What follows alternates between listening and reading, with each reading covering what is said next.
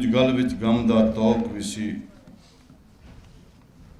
ਕੁਝ ਸ਼ਹਿਰ ਦੇ ਲੋਕ ਵੀ ਜ਼ਾਲਮ ਸਨ, ਕੁਝ ਸਾਨੂੰ ਮਰਨ ਦਾ ਸ਼ੌਕ بھی سی. جو موضوع ہے, جو ٹاپک ہے, اس کے مطابق میں نے یہ شعر پڑھا ہے. کیونکہ دونوں سب ابھی اندر میں انٹرویو بھی دے رہا تو سیاستدانوں سے لے کر اور عام آدمی سے لے کر اور پیرنٹ سے لے کر محکمہ ویلفیئر پاپولیشن ویلفیئر لے کر این جی او سے لے کر سب کا رول ہے, اور اگر کوئی کمی کوتاہی ہے تو اس میں ہم سب ذمہ دار ہیں, اور آج ہم اسی پہ بات کرنے کے لیے آئے ہیں. سب سے پہلے تو جو مقررین مجھ سے پہلے آئے ان کو میں خراج تحسین پیش کرتا ہوں. انہوں نے بہت اچھی باتیں کی. نیازی صاحب کو میرا پتر بھی ہے, میرا اسٹوڈنٹ بھی ہے, بہت اچھی پریزنٹیشن تھی ان کی. لیکن جڑا میں شعر پڑھیا, اگر میں پالیسی نوں سماواں دو تیناں گلاں وچ تے پاکستان وچ پاپولیشن پالیسی نوں, پاپولیشن دے محکمے نوں بچیاں پوائیاں گئیاں نے. بچیاں دا پتہ نہیں ہونا, گلی ڈنڈا جڑے لوگ کھیڈدے سن کسے زمانے, یا بازیاں لوائیاں گئیاں نے. کتھے 1947 تو کچھ بھی نہ ہویا. پوا نے تھوڑا جا کام کیتا. پھر میں اپنے ٹاپک تے ہونا, اور دوسرے بجٹ وچ پیسے رکھے گئے ہیلتھ سیکٹر نال. پھر انڈیپینڈنٹ نیاز صاحب نے ملٹی سیکٹرل اپروچ دی گل کیتی تے پریزنٹیشن بہت اچھی سی. لیکن یہ کہڑی نویں گل ہے, ملٹی سیکٹر اور single sector, top bottom, up down, اور آئی ڈونٹ نو. پھر پاپولیشن ویلفیئر ڈویژن بنیا. کنے سال لگتے ہیں. منسٹری کدوں بنی سی 80s. ہوں اسی آ کے 2013 منسٹری ٹا دیتی, پھر سینٹرلائزڈ ڈی سینٹرلائزڈ. اگلی حکومت آئے گی یا خرے ہوئی جڑی ہوں بننی ایک سال نو جج وہ پھر سینٹرلائزڈ کر دے.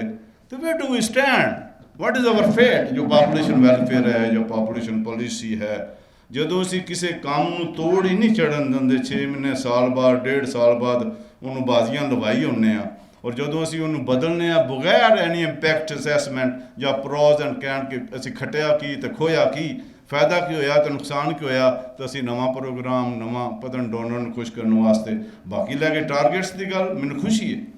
نیاز صاحب نے بھی کہا پیا ساڈا ٹارگیٹ سی اچیو ادھا بھی نہیں ہویا, لیکن ادھا بھی اچیو نہیں ہوندا. اگلے پروگرام وچ اسی انہوں پھر ڈبل کر دینے ٹارگیٹس نوں. اگلے پروگرام وچ اسی اسی ٹارگیٹ نوں کیوں نہیں کہندے کہ انہوں ہی اچیو کرنا ہے, پھر اگاں ٹرنا.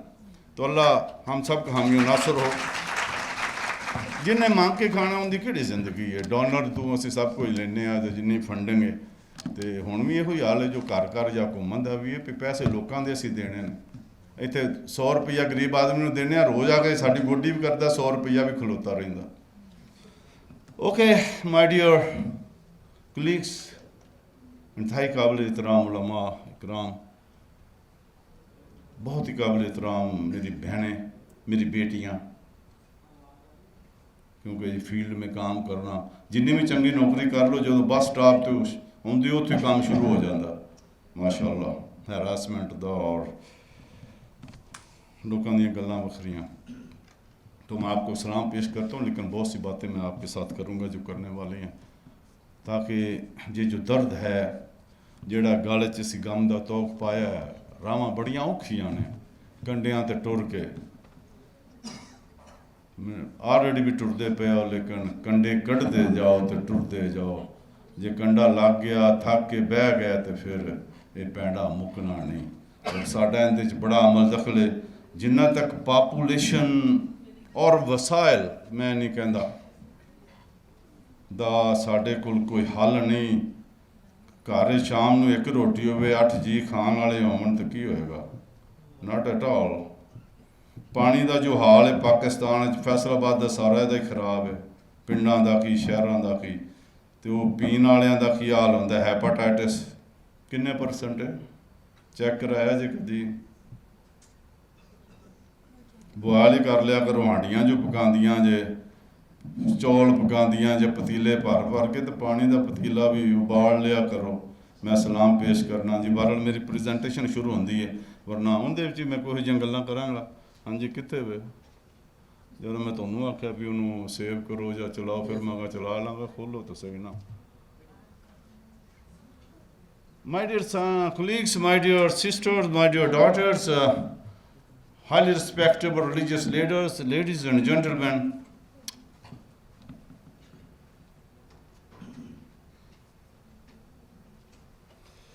वर्ल्ड पॉपुलेशन डे 11 जुलाई 2022,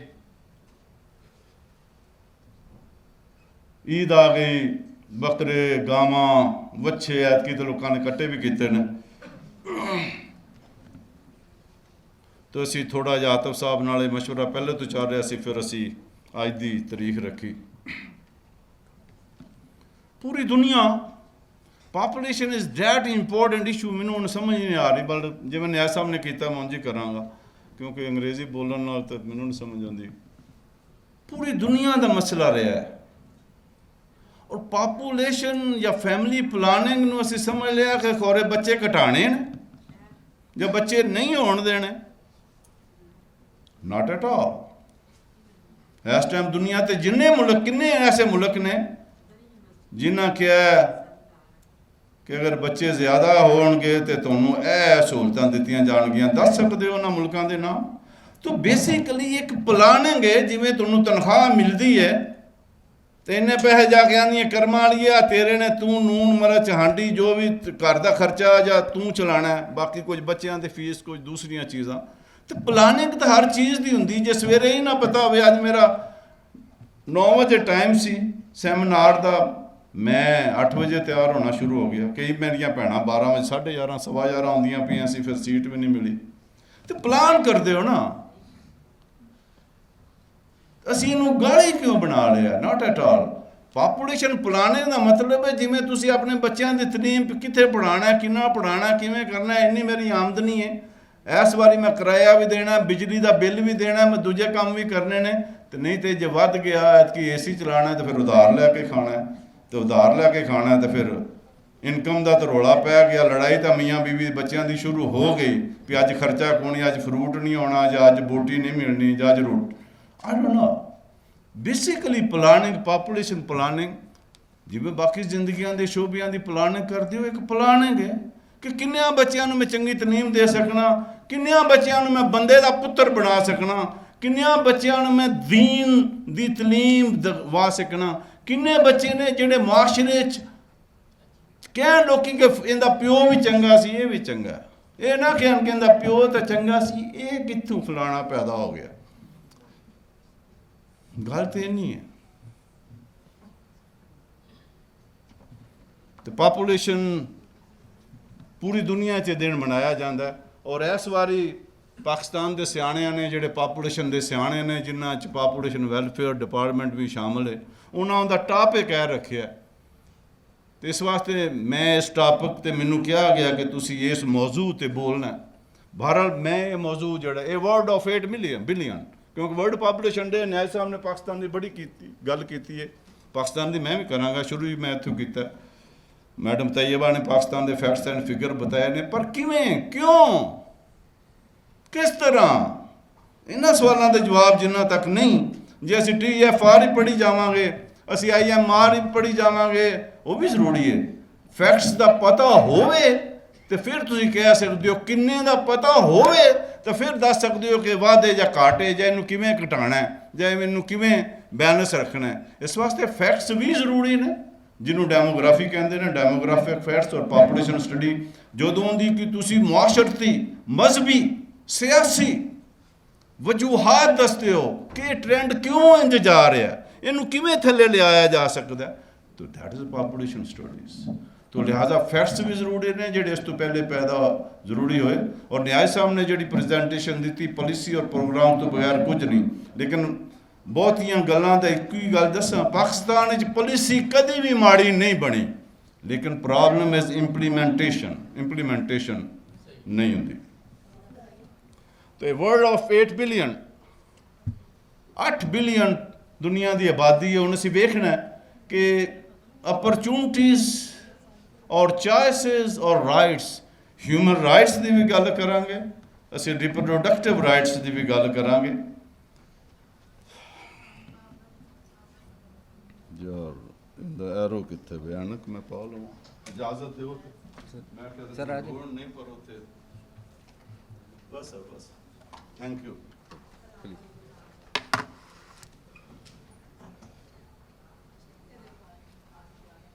और पॉपुलेशन डिबेट यही हो रही है, ਹਾਲੇ ਵੀ ਸਾਡੇ ਮੁਲਕ ਵਿੱਚ ਬਹੁਤ ਵੱਡੀ ਡਿਬੇਟ ਹੈ, ਖਾਸ ਤੌਰ 'ਤੇ ਮੁਖਤਲਿਫ ਹਲਕਿਆਂ 'ਚ। ਉਹਦੇ ਸਿਰਫ ਮਜ਼ਹਬੀ ਹਲਕੇ ਸ਼ਾਮਲ ਨਹੀਂ, ਇਸ ਗਲਤਫਹਿਮੀ ਦਾ ਸ਼ਿਕਾਰ ਹਾਂ। ਬਹੁਤ ਸਾਰੇ ਪੜ੍ਹੇ ਲਿਖੇ ਹਲਕੇ, ਬਹੁਤ ਸਾਰੇ ਐਡਮਿਨਿਸਟ੍ਰੇਟਰ, ਬਹੁਤ ਸਾਰੇ ਲਿਟਰੇਚਰ ਨਾਲ, ਬਹੁਤ ਸਾਰੇ ਤਹਿਕੀਕ ਕਰਨ ਵਾਲੇ, ਰਿਸਰਚ ਕਰਨ ਵਾਲੇ ਹਲਕੇ, ਜਿਨ੍ਹਾਂ ਦੁਨਿਆਵੀ ਮਾਮਲਾਤ 'ਤੇ ਜਿਨ੍ਹਾਂ ਦੀ ਤਹਿਕੀਕ ਹੈ ਕਿ ਪਾਪੂਲੇਸ਼ਨ ਇਜ਼ ਏ ਪ੍ਰੋਬਲਮ, ਇਹ ਸਾਡੇ ਵਾਸਤੇ ਕੋਈ ਮਸਲਾ ਹੈ ਜਾਂ ਇਹ ਪ੍ਰੋਸਪੈਕਟਸ, ਜਾਂ ਇਹ ਸਾਨੂੰ ਕੋਈ ਐਸੀ ਅਪਰਚੁਨਿਟੀ ਦਿੰਦਾ ਹੈ, ਜਾਂ ਸਾਨੂੰ ਕੋਈ ਐਸਾ ਮੌਕਾ ਦਿੰਦਾ ਹੈ ਕਿ ਅਸੀਂ ਦੁਨੀਆ 'ਚ ਅੱਗੇ ਵੱਧ ਸਕਨੇ ਹਾਂ। ਮੇਰਾ ਖਿਆਲ ਹੈ ਇਟ ਵੇਰੀਜ਼। ਬਹੁਤ ਸਾਰੇ ਮੁਲਕਾਂ ਵਾਸਤੇ ਪਾਪੂਲੇਸ਼ਨ ਇਜ਼ ਏ ਪ੍ਰੋਸਪੈਕਟਸ। ਜਿਨ੍ਹਾਂ ਪਾਕਿਸਤਾਨ ਵਿੱਚ ਜਦੋਂ ਕੈਨੇਡਾ ਨੇ ਜਾਂ ਬਾਕੀ ਮੁਲਕਾਂ ਨੇ ਵੀਜ਼ਾ ਫ੍ਰੀ ਪਾਕਿਸਤਾਨੀਆਂ ਨੂੰ ਦਿੱਤਾ, ਜਿੰਨੇ ਇੰਜੀਨੀਅਰ ਸਨ, ਜਿੰਨੇ ਡਾਕਟਰ ਸਨ, ਜਿੰਨੇ ਅਯੂਬ ਰਿਸਰਚ ਦੇ ਮੁਹੱਕਕ ਸਨ, ਜਿੰਨੇ ਪੜ੍ਹੇ ਲਿਖੇ ਲੋਕ ਸਨ, ਉਹਨਾਂ ਸਾਰਿਆਂ ਪਰਮਾਨੈਂਟ ਰੈਜ਼ੀਡੈਂਸੀ, ਪਰਮਾਨੈਂਟ ਸ਼ਰੀਅਤ ਕੈਨੇਡਾ ਜਾਂ ਦੂਸਰੇ ਯੂਰਪੀਅਨ ਮੁਲਕ ਦੀ ਹਾਸਲ ਕਰ ਲਈ, ਔਰ ਅਸੀਂ ਬੜੇ ਖੁਸ਼ ਹਾਂ।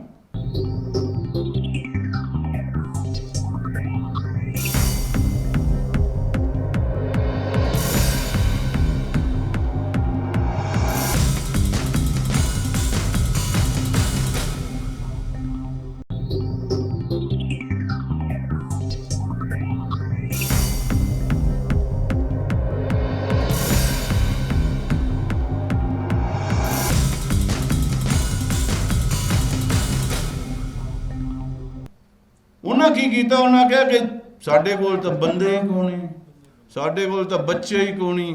ਇਹ ਦੱਸ ਰਿਹਾ ਕਿ ਪਾਪੂਲੇਸ਼ਨ ਘਟਾਉਣਾ, ਫੈਮਿਲੀ ਉਹਨਾਂ ਪਲਾਨ ਇਹ ਕੀਤਾ, ਉਹਨਾਂ ਦੀ ਫੈਮਿਲੀ ਪਲਾਨਿੰਗ ਇਹ ਵੇ, ਸਾਡੀ ਫੈਮਿਲੀ ਪਲਾਨਿੰਗ ਇਹ ਵੇ ਕਿ ਸਾਡੇ ਕੋਲ ਉਂਝ ਹੀ ਹੜ੍ਹ ਆਇਆ ਤੇ ਇਹਦਾ ਕੀ ਕਰੀਏ। ਤੋ ਤਨਖਾਹਾਂ ਤੋੜੀਆਂ ਸਨ, ਹੜ੍ਹ ਹੁੰਦਾ ਤੇ ਕੀ ਕਰਦੇ ਹੋ, ਤਨਖਾਹਾਂ ਥੋੜੀਆਂ ਸਨ ਜਾਂ ਨੌਕਰੀਆਂ, ਜਿਹੜਾ ਯੂਬ ਰਿਸਰਚ ਸੀ ਉਸ 'ਤੇ 16ਵੇਂ ਗ੍ਰੇਡ ਭਰਤੀ ਹੋਵੇ, 16ਵੇਂ 'ਚ ਰਿਟਾਇਰ ਹੋ ਜਾਓ, ਤੁਹਾਡੇ ਮਹਿਕਮੇ ਵਿੱਚ ਵੀ ਇਹੀ ਹਾਲ ਹੋਣਾ। ਤੋ ਜਿਹੜੇ ਡਾਕਟਰ, ਉਹਨਾਂ ਕਿਹਾ ਪੜ੍ਹੇ ਪੜ੍ਹਾਏ ਪੁਰਸੇ ਲਵੋ ਭੁੱਖੇ ਮੁਲਕਾਂ ਕੋਲੋਂ, ਪੁੱਤਰ ਉਹਨਾਂ ਦੇ ਪੜ੍ਹੇ ਪੜ੍ਹਾਏ, ਖਰਚਾ ਇੱਕ ਡਾਕਟਰ ਤੇ ਕਿੰਨਾ 5.5 ਕਰੋੜ ਰੁਪਈਆ ਲੱਗਦਾ ਹੈ, ਗਰੀਬ ਮੁਲਕ ਦਾ, ਪਾਕਿਸਤਾਨ ਦੇ ਮੁਲਕ ਦਾ, ਇਸ ਕੌਮ ਦਾ ਟੈਕਸਿਸ ਤੋਂ ਆਉਂਦਾ ਤੁਹਾਡੇ ਮੇਰੇ ਹੱਥ। ਪੜ੍ਹੇ ਪੜ੍ਹਾਏ ਪੁੱਤਰ, ਤੇ ਅਸੀਂ ਜੋ ਉੱਥੇ ਜਾ ਕੇ ਤਾਂ ਉਂਝ ਹੀ ਉਹਨਾਂ ਦੇ ਕਾਨੂੰਨ ਹੀ ਫਾਲੋ ਕਰਨੇ ਨਾ, ਪਾਕਿਸਤਾਨ ਤਾਂ ਨਹੀਂ। ਤੇ ਉਹਨਾਂ ਜਨਾਬ ਆਖਿਆ ਵੀ ਇੱਥੇ ਤਾਂ ਪਤਾ ਨਹੀਂ ਬੱਚੇ ਪੈਦਾ ਵੀ ਕਰਨੇ ਕਿ ਨਹੀਂ, ਇਨਫਰਟੀਲਿਟੀ ਹੈ, ਪਾਪੂਲੇਸ਼ਨ ਹੈਗੀ ਕੋ ਨਹੀਂ, ਜਨਾਨੀਆਂ ਕੋ ਨਹੀਂ, ਬੰਦੇ ਕੋ ਨਹੀਂ, ਤੇ ਕੀ ਕਰੀਏ, ਅਗਾਂ ਪਾਪੂਲੇਸ਼ਨ ਕੋਈ ਨਹੀਂ। ਉਹਨਾਂ ਦੀ ਪਾਪੂਲੇਸ਼ਨ ਥੋੜ੍ਹੀ ਸੀ, ਉਹ ਵੀ ਕਰ ਸਕਦੇ ਸੀ ਕਿ ਜਿਹੜਾ 6 ਬੱਚੇ ਜੰਮੇਗਾ ਉਹਨੂੰ ਜਨਾਬ ਅਸੀਂ 2 ਮਰਬੇ ਜ਼ਮੀਨ ਦੇ ਦਿਆਂਗੇ, ਉਹਨੂੰ ਜਨਾਬ $2000 ਮਹੀਨੇ ਦਾ ਅਸੀਂ ਦਿਆਂਗੇ, ਤੁਸੀਂ ਬੱਚੇ ਪੈਦਾ ਕਰੋ। ਲੇਕਿਨ ਉਹਨਾਂ ਆਖਿਆ ਫਿਰ ਉਹ ਬੱਚੇ ਜੰਮਣੇ, ਫਿਰ ਉਹਨਾਂ ਨੂੰ ਪੜ੍ਹਾਉਣਾ, ਫਿਰ ਉਹਨਾਂ ਲੜਨਾ, ਉਹਨਾਂ ਨੂੰ ਛੁਡਾਉਣਾ, ਫਿਰ ਉਹਨਾਂ ਜਨਾਬ ਤੇ ਫਿਰ ਨੌਕਰੀਆਂ, ਫਿਰ ਤੇ ਦੇ ਪਲਾਨ ਕਿ ਨਹੀਂ। ਤੇ ਸਾਡੇ ਜਿਹੜੇ ਇੱਥੋਂ ਗਏ ਛਾਲਾਂ ਮਾਰਦੇ ਗਏ, ਤੇ ਉਹਨਾਂ ਨੂੰ ਪਲੇ ਪੜਾਏ ਪੁੱਤਰ ਲੱਭ ਗਏ। ਦਿਸ ਇਜ਼ ਬੇਸਿਕਲੀ ਉਹਨਾਂ ਵਾਸਤੇ ਤਾਂ ਪ੍ਰੋਸਪੈਕਟ ਹੈ, ਔਰ ਪ੍ਰੋਸਪੈਕਟ ਵੀ ਉਹਨਾਂ ਆਪਣੇ ਖਰਚੇ ਨਾਲ ਨਹੀਂ ਕੀਤਾ, ਉਹਨਾਂ ਸਿਰਫ ਵੀਜ਼ਾ ਲਾਇਆ, ਮੋਹਰ ਲੱਗੀ ਹੈ, ਟਿਕਟ ਵੀ ਤੁਹਾਡਾ, ਸਭ ਕੁਝ ਤੁਹਾਡਾ, ਉੱਥੇ ਜਾ ਕੇ ਕੰਮ ਵੀ ਤੁਸੀਂ ਕਰਨਾ। ਇੱਥੇ ਜਿਹੜਾ ਚਾਹ ਪੀਂਦੇ ਹੋ, ਚਾਹ ਦਾ ਵੀ ਟਾਈਮ ਕੋਈ ਨਹੀਂ ਉੱਥੇ, ਆਪਣੀ ਜਿੰਨੇ ਘੰਟੇ ਨੇ ਹਿੱਲ ਕੇ ਤਾਂ ਵਿਖਾਓ, ਕਮਾਣਾ ਤੁਸੀਂ, ਖਾਣਾ ਉਹਨੇ। ਤੁਸੀਂ ਇਹਨੂੰ ਗਾਲੀ ਕਿਉਂ ਬਣਾ ਲਿਆ? ਸਭ ਤੋਂ ਵੱਡੀ ਲੜਾਈ ਮੇਰੀ ਇਹ ਵੇ। ਅਜੂਬ ਵਿਚਾਰਾ ਵਾ ਨਾ, ਸ਼ੁਰੂ ਤੋਂ ਜਿੱਥੋਂ ਸ਼ੁਰੂ ਹੋਇਆ ਉਦੋਂ ਹੀ ਪਾਪੂਲੇਸ਼ਨ ਫੈਮਿਲੀ ਪਲਾਨਿੰਗ ਆਈ। ਉਹਦੀ ਧੀ ਦੇ ਘਰ 2 ਪੁੱਤਰ, ਕਿਸੇ ਤਰ੍ਹਾਂ 2 ਬੱਚੇ ਜੁੜਵਾ ਹੁੰਦੇ ਨੇ। ਮੇਰੇ ਇੱਕ ਭਤੀਜੇ ਦੀ ਬੀਵੀ ਦੇ ਘਰ ਵੀ 2 ਬੇਟੀਆਂ ਹੋਈਆਂ ਨੇ। ਤੋ ਉਹਨਾਂ ਆਖਿਆ ਜੀ ਜਲੂਸ ਨਿਕਲੇ, ਆਪ ਜੰਮੇ 2 ਸਾਨੂੰ ਆਖੇ ਨੋ। ਤੇ ਰੋਲਾ ਉਦੋਂ ਦਾ, ਅੱਜ ਦਾ ਨਹੀਂ। ਗੱਲ ਸਮਝ ਨਹੀਂ ਆਉਂਦੀ ਪਈ। ਅਸੀਂ ਉਹਨਾਂ ਧੀਆਂ ਭੈਣਾਂ ਨੂੰ ਜੁੜਵੇਂ ਹਰ ਘਰ 'ਚ ਹੋ ਪੈਂਦੇ ਨੇ, ਜੇ ਕਦੀ ਹੁੰਦੇ ਵਿਚਾਰੇ ਪਾਪੂਲੇਸ਼ਨ ਵਧਣ ਲੱਗੀ ਹੁੰਦੇ, ਇੱਕ ਵਾਰੀ ਜੇ 2 ਜੰਮ ਪੈਣੇ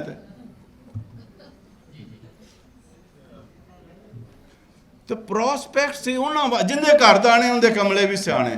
ਪ੍ਰੋਸਪੈਕਟਸ ਉਹਦੇ ਵਾਸਤੇ ਵੇ ਜਿੰਦੇ ਕੋਲ, ਉਹਦੇ ਵਾਸਤੇ ਤਾਂ ਹੈ। ਫੈਕਟਰੀ ਵੀ 4 ਪੁੱਤਰ ਨੇ, 4 ਫੈਕਟਰੀਆਂ, ਗੱਡੀਆਂ ਵੀ 2 ਘਰ 'ਚ ਖਲੋਤੀਆਂ ਨੇ, 2 ਕਨਾਲਾਂ ਦੇ ਘਰ ਵੀ ਨੇ, ਤੇ ਉਹਦੇ ਜੇ 6 ਵੀ ਹੋ ਗਏ ਨੇ, ਬਲਕਿ ਉਹਦੇ ਥੋੜ੍ਹੇ ਹੁੰਦੇ ਨੇ। ਇਹ ਦੁਨੀਆ 'ਚ ਅਜੀਬ ਨਿਜ਼ਾਮ, ਇਹਨੂੰ ਵੈਲਥ ਫਲੋ ਥਿਊਰੀ ਕਹਿੰਦੇ ਹਾਂ। ਅਸੀਂ ਬੱਚਿਆਂ ਨੂੰ ਪੜ੍ਹਾਉਂਦੇ ਹਾਂ ਕਿ ਗਰੀਬ ਆਦਮੀ ਦੇ ਬੱਚੇ ਬਹੁਤੇ ਕਿਉਂ ਨੇ ਤੇ ਅਮੀਰ ਆਦਮੀ ਦੇ ਬੱਚੇ ਥੋੜ੍ਹੇ ਕਿਉਂ ਨੇ। ਨੈਚੁਰਲ ਤਾਂ ਹੋਣਾ ਇਹ ਚਾਹੀਦਾ, ਅਮੀਰ ਦੇ ਬਹੁਤੇ ਹੋਣ, ਗਰੀਬ ਦੇ ਥੋੜ੍ਹੇ ਹੋਣ। ਲੇਕਿਨ ਉਹ ਕਹਿੰਦੇ ਕਿ ਫਲੋ ਆਫ ਵੈਲਥ ਜਿਹੜੀ ਹੈ, ਗਰੀਬ ਦੀ flow wealth parent to children ਨੇ, ਬੱਚਿਆਂ ਤੋਂ ਮਾਂ ਪਿਓ। ਬੱਚੇ ਕਮਾਉਂਦੇ ਨੇ, ਮਾਂ ਪਿਓ ਖਾਂਦੇ ਨੇ। 3 ਸਾਲ ਦਾ ਹੋ ਗਿਆ, ਕਿਸੇ ਦਾ ਘਰ ਕੁੜੀ ਨੂੰ ਰਖਾਤਾ, 4 ਸਾਲਾਂ ਦਾ ਕਿਸੇ ਹੋਟਲ ਤੇ ਖਿਲਾਰ ਦਿੱਤਾ, ਤੇ ਸ਼ਾਮ ਨੂੰ ਜੇ ਉਹਨੇ 10 ਰੁਪਏ ਘੱਟ ਨੇ ਖਿੱਚ ਕੇ ਚਾਟ ਮਾਰਦਾ, 10 ਘੱਟ ਨੇ, ਅੱਬਾ ਮੈਂ ਨਾਨ ਖਾਧਾ ਸੀ, ਕਿਉਂ ਖਾਧਾ ਸੀ। ਔਰ ਅਮੀਰ ਆਦਮੀ ਜਿਹੜਾ, ਉਹਨੂੰ ਪਤਾ ਹੈ ਕਿ ਜਿਹੜੇ ਨੇ ਇਹਨਾਂ HESN 'ਚ ਪੜ੍ਹਨਾ, ਇਹਨਾਂ ਬਾਹਰ ਵੀ ਪੜ੍ਹਨ ਜਾਣਾ, ਇਹਨਾਂ ਨੂੰ ਬੰਗਲਾ ਵੀ ਮੈਂ ਬਣਾ ਕੇ ਦੇਣਾ, ਇਹਨਾਂ ਦੀ ਫੈਕਟਰੀ ਵੀ ਮੈਂ ਲਾ ਕੇ ਦੇਣੀ, ਇਹਦਾ ਵਿਆਹ ਵੀ ਚੰਗੀ ਥਾਂ ਤੇ ਮੈਂ ਕਰਨਾ। ਤੇ ਮੈਂ ਉਸ ਹਿਸਾਬ ਨਾਲ ਬੱਚੇ ਹੋਣ ਕਿ ਜਿਹੜੇ ਵਿੱਚ ਚੌਧਰ ਹੈ, ਠਾਠ ਬਾਠ ਹੈ, ਇੱਜ਼ਤ ਹੈ, ਵਕਾਰ ਹੈ ਮੁਆਸ਼ਰੇ 'ਚ। ਜੇ ਭੁੱਖੇ ਹੋ ਗਏ ਤੇ ਲੋਕੀ ਕੀ ਆਖਣਗੇ, ਇਹਨਾਂ ਦਾ ਪਿਓ ਕੀ ਕਰ ਗਿਆ। ਤੋ ਜੇ ਪ੍ਰੋਸਪੈਕਟਸ ਔਰ ਪ੍ਰੋਬਲਮ, ਤੋ ਸਾਡੇ ਮੁਲਕ 'ਚ ਪ੍ਰੋਬਲਮ ਹੈ, ਪ੍ਰੋਸਪੈਕਟਸ ਨਹੀਂ। ਸਾਡੇ ਮੁਲਕ 'ਚ ਗਰੀਬ ਵਾਸਤੇ ਔਰ ਉਹਦੇ ਬੱਚੇ ਬਹੁਤ, ਇਹਨੂੰ ਸਮਝਾਓ कि प्रॉब्लम है, ये तो कोई काम नहीं, वो पाल नहीं सकते तो जमिया क्यों। जो नारा भी लगा था, मैं तो इनके आगे च नहीं, लेकिन उनकी अच्छी तलीम जो है, तो आइडियली तो ये अच्छा लगता है जी 8 बिलियन लोग ने, सारे को अपॉर्चुनिटीज़ होन, हैल्थीयर सोसाइटीज़ होन, सेहतमंद मुआशरे होन, और राइट्स उन्होंने मिलन। इतने किन्नियां राइट्स मिलते हैं, और चॉइसेस भी उन्होंने को होन कि मेरे को 3-4 चॉइस ने, मैं आ भी कर सकना, आ भी कर सकना, आ भी कर सकना, मैनू इत्थों भी पैसे आते हैं, इत्थों भी आते हैं, इत्थों भी आते हैं, मेरा आ भी प्रोग्राम है, आ भी प्रोग्राम है, आ प्रोग्राम, मैं बच्चे को इत्थे भी दाखिल करा सकना, इत्थे भी करा सकना। तो आज हम चॉइसेस की बात करेंगे, अपॉर्चुनिटीज़ की बात करेंगे, और राइट्स, ह्यूमन राइट्स। गरीब आदमी के किन्ने ह्यूमन राइट्स ने, गरीब मुल्क के किन्ने को राइट्स ने। अखां असीं किस दियां करने आ।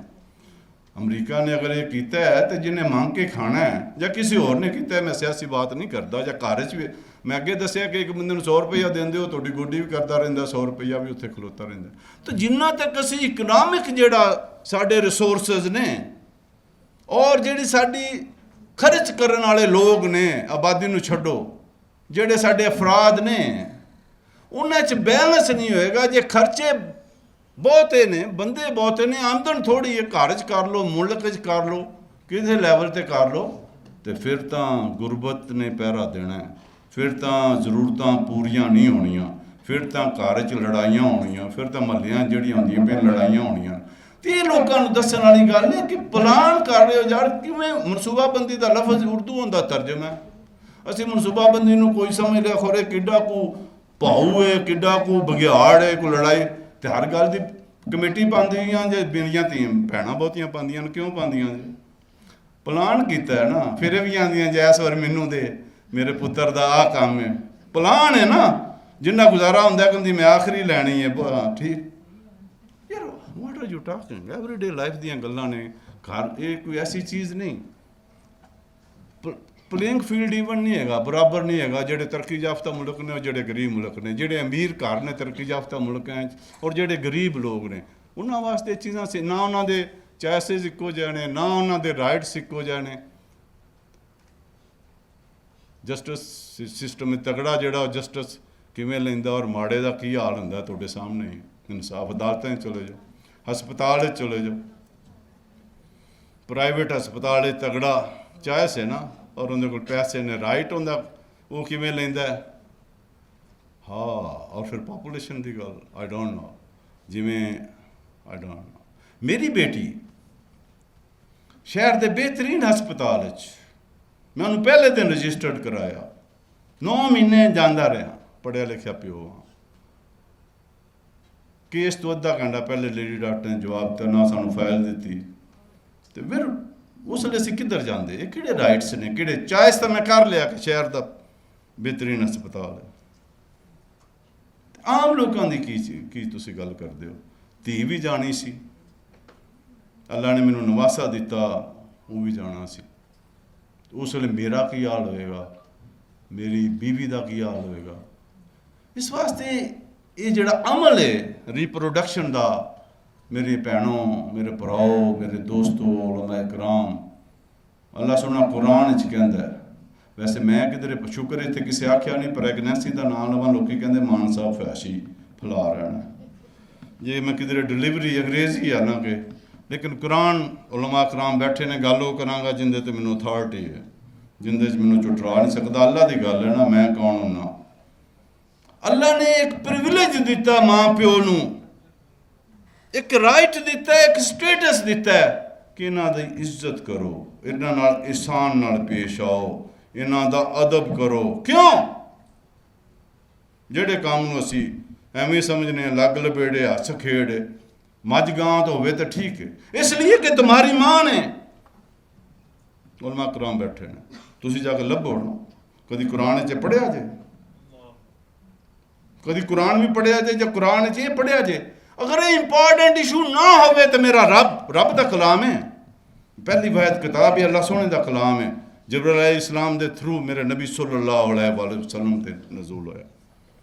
اگر اس زندگی دا امپورٹنٹ حصہ نہ ہوئے جنہوں منصوبہ اسی انہوں گال سمجھنے ہیں، پریگنینسی اور ڈیلیوری نو حملہ قرآن نے کیا نا، اور اندہ ایک ریوارڈ مقرر کیتا اللہ نے اس کام دا، اندی انی ویلیو ہے، انی قدر ہے، اتنا مشکل ہے، اتنا تکلیف دے وے، لیکن ضروری بھی ایک خلق کائنات میں اگے چلانا۔ ریوارڈ کی ایک ماں باپ دا ادب کرو، اف تک نہ کھو، اسی تو پتہ نہیں، اور کیوں؟ اس لیے کہ تمہاری ماں نے ایک خاص مدت تک نہایت تکلیف کے ساتھ تمہیں اپنے پیٹ میں اٹھائے رکھا، دیٹ از پریگنینسی۔ جیسی ایسی انہوں سیڑھیاں چڑھ جا، اندھے سر تے کھڑا بھی رکھو، یہ چڑھ دی ایک نہیں چڑھ دی۔ اللہ کہہ رہے کہ ان دی عزت کرو، انہوں دا احترام کرو، باپ کیونکہ سورس ہے، اس واسطے کہ تمہاری ماں نے ایک خاص مدت تک نہایت تکلیف کے ساتھ، تکلیف دے ہمارا اس کا ریوارڈ رکھا۔ اسی بندیاں نے تکلیف دے کے خوش ہونے ہیں، جڑا میرے رب نو کدی منظور نہیں، اور یہ تکلیف بھی دیندیاں نے کراں، ماواں دیندیاں نے، جٹھانیاں دیندیاں نے، سساں دیندیاں نے، خامند پیسے کو نہیں، آئی ڈونٹ نو۔ ہاں ان کا نام کیا؟ کرسو رند، وڈے لوگ نے، اے ڈی سی صاحب آ رہے ہیں، میں اناؤنس کراں گا، ویسا بھی آئے سن۔ اللہ نے جڑے تھوڑے حاکم نے وہ تھوڑا خیال بھی رکھن تو انہاں دا تسی احترام کرو، حاکم وقت دی جڑی گل سننا، مننا، عمل کرنا۔ تو اے ڈی سی جی فیصل آباد کیسر عباس رند صاحب ہیں، ابھی آنے والے ہیں، جب وہ آئیں گا تو انیاں تاڑیاں مارو کہ انہوں نے پتہ لگ جائے میں واقعی رہندہ رہندہ پتہ ہے نا۔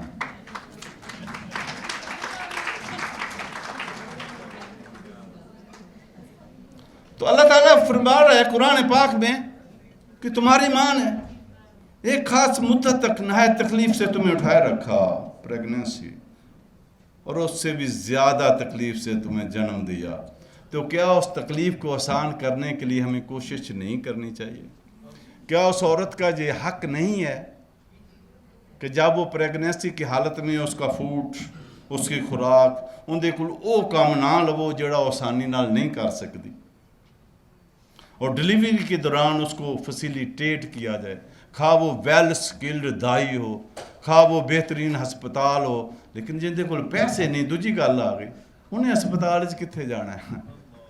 اسی آنے جی کوئی گل نہیں، تو ان دی حالت بہتر ہوئے گی اگر ان دی، اور جنی واری پریگنینسی انی واری نہایت تکلیف ہے، سخت تکلیف ہے۔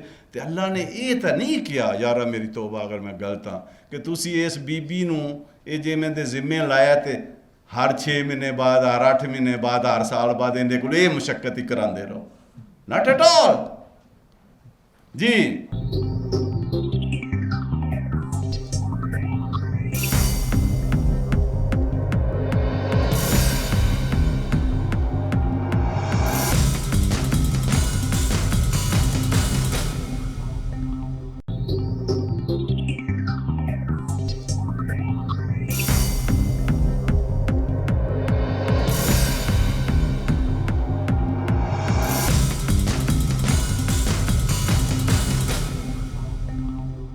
رب نے ڈیوٹی لائی، اس ڈیوٹی دا ریوارڈ میرے اللہ نے دیتا۔ تسی بندیاں نو دیندے ہو، ماں نو کنا کو ریوارڈ دیندے ہو، خامند بیوی نو کنا کو ریوارڈ دیندے وہ تو جی ماں لے ٹور دیندا ہے 6 مہینے ہن اوتھے تے 6 مہینے بعد وچ بھی اوتھے، ذمہ داری تیری ہے، یہ ریوارڈ دیندا پیا۔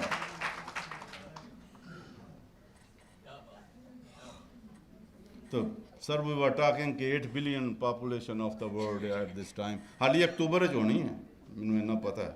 ਪਰ 11 ਜੁਲਾਈ ਕਿਉਂਕਿ ਵਰਲਡ ਪਾਪੂਲੇਸ਼ਨ ਮਹੀਨਿਆਂ ਦਾ ਵੀ ਹਿਸਾਬ ਹੈ। ਵੈਸੇ ਮੈਂ ਉਹਨਾਂ ਨੂੰ ਵੀ ਸਲਾਮ ਕਰਨਾ ਜਿਹੜੇ ਇੰਨੀ ਬਰੀਕ ਕੈਲਕੂਲੇਸ਼ਨ ਸਾਨੂੰ ਕਰੀ ਆਉਂਦੇ ਨੇ ਵੀ ਹੁਣ ਇੰਨੇ ਵੱਧ ਗਿਆ ਜੇ, ਹੁਣ ਇੰਨੇ ਇੰਜ ਹੋ ਗਿਆ ਜੇ, ਇੰਨੇ ਪੈਦਾ ਹੋ ਗਏ। ਬੜੀ ਬਾਤ ਹੈ। ਜੇ ਕੋਈ ਦੱਸੇ ਹੀ ਨਾ ਸਾਨੂੰ ਤਾਂ ਅਸੀਂ ਸਾਡੀਆਂ ਗੱਲਾਂ ਤੋਂ ਲੋਕੀ ਉਂਝ ਹੀ ਸਮਝਣ ਕਮਲਾ ਐਵੇਂ ਲੱਗਾ ਹੈ। ਉਹ ਜਿਹੜੇ ਫੈਕਟਸ ਫਿਗਰ ਨੇ ਜਿਹੜੇ ਮੇਰੀ ਧੀ ਨੇ ਤੇ ਨਿਆਜ਼ ਸਾਹਿਬ ਨੇ ਕੋਈ ਗੱਲਾਂ ਕੀਤੀਆਂ ਨੇ ਉਹਦੇ ਨਾਲ ਫਿਰ ਸਾਡਾ ਕੋਈ ਹੌਸਲਾ ਵੱਧਦਾ। ਮੀਆਂ ਆਹ ਹਾਲ ਜੇ ਤੇ ਇਹਦੇ ਤੇ ਮੈਂ ਕੋਈ ਤੁਹਾਡੀ ਮਿਹਨਤ ਕਰਨ ਲੱਗਾ, ਜੇ ਮੰਨ ਲਵੋ ਤਾਂ ਠੀਕ, ਨਹੀਂ ਤਾਂ ਲੋਕਾਂ ਨੇ ਐਵੇਂ ਮਾਰਦਾ ਹੈ। تو لیکن still my dear respectable audience, علماء کرام، جناب رند صاحب، جناب عطف صاحب، میری بیٹیاں، میری بہنیں، اسٹل معاشرے میں جب بھی جینڈر کی بیس پہ ڈسکرمنیشن، میرا رب تو نہیں کہتا، میرا رب نے ڈسکرمنیشن نہیں کی، اتیاں نے کوئی نہیں مر گئی تے بال تا جمن دیو، پیر دی جوتی ہندی اور کر لوں۔ علماء کرام بیٹھے ہیں، کہاں پاؤں کی جوتی ہے لوگوں؟ میرے نبی پاک صلی اللہ علیہ وسلم غار حرا میں جاتے تھے، زیادہ بات لمبی نہیں، تھوڑا ٹچ تو دیتا جاؤں، پیر دی جوتی آخرن والے ہو، دین کہاں سیکھا؟ دین پڑھے ہی نہیں ہے۔ اور میرا یہ دعویٰ ہے، افاظ کو سلام کرتا ہوں، میرے اللہ نے کہا کہ ان کے والدین پہ سونے کا تاج ہوگا سر پہ، لیکن ترجمہ میں تھوڑے نہ فارسی بولنا یا پشتو بولنا تھا تسی اٹھ کے ٹوڑ جانا جو انجی کہنا بھی کہی ہے نو، میں انگریزی پریزنٹیشن میں کوشش کرنا، میں پنجابی یا ماڑا موٹی اردو، اس واسطے آڈینس نو دیکھ کے اگر کوئی سکالرز ہوں دے، کوئی ریسرچرز ہوں دے، کوئی پروفیسرز ہوں دے، تو I could have continued with English medium۔ تو میں ان ٹور بنانے واسطے بھی ماجھے کے بھی جان بھی انگریزی بھی ہوندی ہے تو ان دا فائدہ کی جے اگلے نو سمجھ ہی نہ آوے۔ میرے نبی پاک صلی اللہ علیہ وسلم غار حرا میں عبادت کے لیے جاتے تھے۔ ایک دن I don't know he came to صلی اللہ علیہ وسلم، he was shivering when he came to حضرت خدیجہ رضی اللہ تعالی عنہ۔ ایک قوم میں تھے، اپنے چچا کے گھر بھی تو جا سکتے جنہوں نے ان کو پالا۔ اگر بیوی کی اتنی قدر و منزلت کم ہو، استغفر اللہ، میرے نبی نے جو کچھ فرمایا ازواج مطہرات کے بارے میں، he directly came to حضرت خدیجہ رضی اللہ تعالیٰ عنہ اور he told whole story۔ اگر ایسی بات ہوتی کہ صرف بندے ہی حل کر سکتے ہیں تو بندے تو انہوں نے حضرت ابو طالب جنہوں نے گھر پلے، نکاح جنہاں پڑھایا، جنہوں نے شفقت کی تھی، جدوں کیا کہ ایک آتے سورج ہوئے دوجہ تے چاند بھی پھر بھی نہیں مننا، انہوں نے کہا ٹھیک ہے پتر، لیکن بیوی کے پاس آئے، بیوی کی جی ویلیو، میرے اللہ نے بیوی کی جو قدریں، علماء کرام بیٹھے ہیں، چھوٹی چھوٹی باتیں لیکن بڑی بات کروں گا۔ میرے نبی نے زندگی میں 2 اعتکاف چھوڑے، جب سے رمضان آیا، اس سے پہلے تو ٹھیک ہے۔ ایک اعتکاف چھوڑنے کی وجہ یہ تھی کہ ازواج مطہرات میں یا گھر کے ماحول میں کوئی ایسی چیز نہ پیدا ہو جائے، آپس میں تفرقہ آ جائے، ایک دوسرے کے اختلافات۔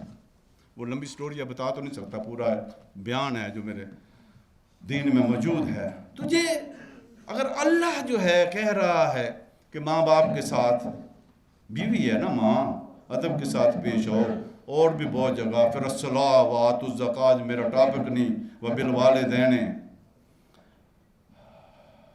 احسانا، پھر کہا کہ بوڑھے ہو جائیں تو اس تک نہ کہو۔ جب تک ہم اس عورت کی وقار کو جو جینڈر بیس پہ بند، ٹھیک ہے دین نے وہ بھی کہا ہے، وہ میرا ٹاپک نہیں، گواہی کا جو بیٹھا ہے اور اس میں جو بندے کی عزت ہے، لیکن جو رسپیکٹ ٹوورڈ ایچ ادر میں کہہ رہا ہوں، تو جینڈر بیسڈ اور کمیونیکیشن سب سے بڑا ایشو۔ ہسبینڈ جو رائٹس کی بات کی ہے اوپر، صرف ہیومن رائٹس نہیں ہے، ریپروڈکٹیو ہیلتھ اور ریپروڈکٹیو رائٹس 2 لوگوں کا ایشو ہے نا، 2 لوگوں کے مابین ایک پردے میں بات ہے نا، تو why they should not talk to each other, why they should not communicate to each other, why they should not ask will of each other, why they should not take consent of each other۔ کم سے کم birth interval جو بھی بات ہوئی اس میں تو بات ہو سکتی ہے نا، اسپیسنگ کی تو بات ہو سکتی ہے۔ مجھے بیٹیوں سے بھی، ماؤں سے بھی شکوہ ہے، جہاں میرے دین نے کہا وہ میں نے بات وہی چھوڑ دی کہ اس سے آگے، اس سے بھی تکلیف سے جنم دیا، پھر 2 سال تک دودھ پلایا۔ جی اللہ تعالیٰ نے اگر ڈیزائر ہو کہ ہر دفعہ یہ بچے کے آئی پروگرام ہے تو تو پھر اللہ نے جو سسٹم ایسا بنا دیا کہ جب تک آپ دودھ پلاتے ہیں جو ہارمونز کا سسٹم ایسا ہے کہ پریگنینسی کے چانسز بہت کم ہو جاتے ہیں. لیکن میرے یہاں تیاں پتہ نہیں فگر خراب ہو جاتی ہے, یہ بھی مینوں اعتراض ہے.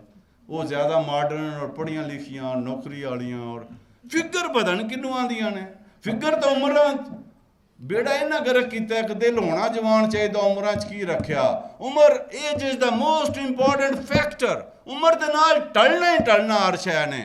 فگر کنی کو دیر مینٹین کر لو کہ تھی پتر دا بیڑا گرک کرتا ہے. میل نورشڈ کہندے ہو, میل نورشڈ صرف غریب دی نہیں, جا کے ویکھ لو جہڑیاں فیشن زدہ یا جہڑیاں میریاں ماواں تھیاں نے فیشن اب نہیں جگہ تو میں سلام کرنا, پر breast feeding is the most important factor جن دا قرآن نے حکم دیتا ہے. دوست اگر اسی یہ کام کر لئیے تو پھر شاید ساڈا برتھ انٹرول والا کام جڑا ہے یا برتھ آرڈر جڑا ہے یا بچے تے بچہ جڑا ہے یہ اللہ تعالیٰ جڑا اللہ کے حکم ہے انہوں نے مننا ہے کہ نہیں.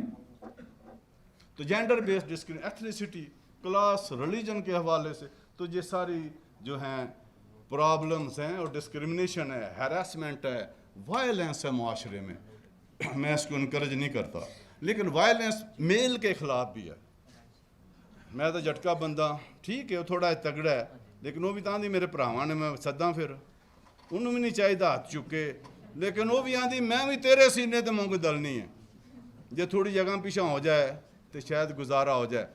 اور سکھو دین سے, سیکھو. علماء بیٹھے ہیں لیکن بات وہ کروں گا جس میں اتھارٹی ہے. میرے نبی پاک صلی اللہ علیہ وسلم ایک دن آئے سفر سے جاتے ہوئے بیٹی کے گھر سے, کیا محبت, بیٹیوں سے ایسے پیار کرو, یہ بھی تو سنت رسول ہے نا. تو واپسی پہ بھی گھر ہی آئے تھے تو میری ماں نے, آپ کی ماں نے, عائشہ, حضرت عائشہ رضی اللہ تعالیٰ نے فرمایا کہ بیٹی آئی تھی بڑی پریشان تھی. نبی کی سنت اپنی جگہ, لیکن باپ کے کردار میں دیکھو کہ باپ کو کیا کرنا ہوتا ہے, جو رحمت للعالمین ہو, خاتم النبیین ہو, جو کیا ہے عاشق لوگ ہیں ان کے کونوں مکان کے جو مالک ہیں, جو چاہے اللہ, اطیع اللہ و اطیع الرسول, اس سے بڑی بات کیا ہے. تو وہ آئے تو بی بی نے فرمایا کہ بیٹی آئی تھی پریشان تھی, میرے نبی نے پانی نہیں پیا, پیو نوں یہ کرنا چاہیے. سنت اپنی جگہ, پیو بن کے سانو سکھان واسطے خدا دی قسم کہ اسی کی کرنا ہے, کیویں کریے. گئے بیٹی سے پوچھا, بیٹی نے فرمایا, عرض کیا بابا حضرت علی ناراض ہیں. علی کون ہے لوگوں؟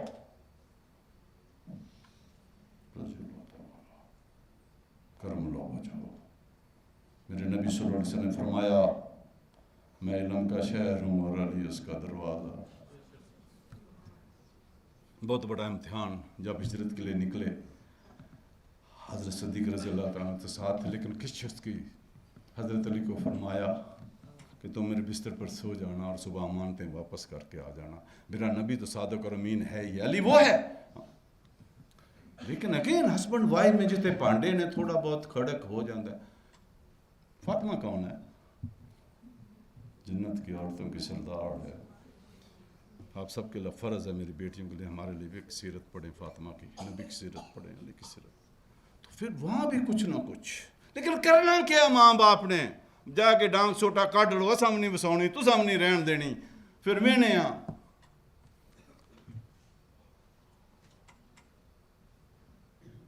پوچھا کہاں ہے, مسجد میں. پتہ چلا کان دے ہاتھ پنجابی کہندے سنیا میرے نبی سونے بھیج دے, کسی صحابی نوں کہندے کچے دھاگے سے بندی آئے گی سرکار میری حضرت علی, لیکن خود گئے. یہ دوسرا سبق ہے باپ کے لیے, سسر کے لیے. جب حضرت علی نے دیکھا مسجد, کھڑے ہو گئے, یا رسول اللہ میرے ماں باپ قربان, میرے علم کے مطابق آپ شہر سے باہر تھے, اگر مجھے پتہ ہوتا میں خود حاضر ہو جاتا, کیا حکم ہے؟ میرے نبی نے کیا فرمایا؟ پھر ہمارے لیے سبق ہے. علماء بیٹھے ہیں, علی میں آج رسول اللہ کی حیثیت سے نہیں آیا, ایتھے ایم این اے دی حیثیت نال جان دینا, منسٹر دی حیثیت نال جان دینا, انڈسٹریلسٹ دی حیثیت نال جان دینا. جی یا رسول اللہ, علی میں رسول اللہ کی حیثیت سے نہیں آیا, فاطمہ کے باپ کی حیثیت سے آیا. یا رسول اللہ میرے ماں باپ حکم کریں, آؤ میرے ساتھ. آئے, دونوں کو بٹھایا, پوچھا بھی نہیں, اور کہا کہ صلح ہوگی، دونوں 3 دفعہ صلح ہوگی. یہ ہمارا رول ہے. قرآن بھی کہتا ہے کہ 2 مومنوں میں اگر کوئی اونچ نیچ ہو جائے انسانی معاشرے میں رہتا تو صلح کرا دیا کرو. اور جب باہر نکلے تو خوشی اسی نے دسیا جنا کسی نے پتہ نہ لگے. صحابہ کرام نے پوچھا یا رسول اللہ بڑے خوش ہیں کہ میں علی اور فاطمہ کی صلح کرا کے آ رہا ہوں. تو لوگوں کے رائٹس ہیں جو ہراسمنٹ اور وائلنس اور ڈسکریمنیشن، تو ان چیزوں کو ہم ہٹاؤ تو پھر جا کے معاشرے میں کہیں ہارمنی ہوگی، پھر جا کے معاشرہ کہیں آگے چلے گا. یار اندہ تیار ہوئی نہیں مینوں لبدا کتھے ہو تسی ادریس.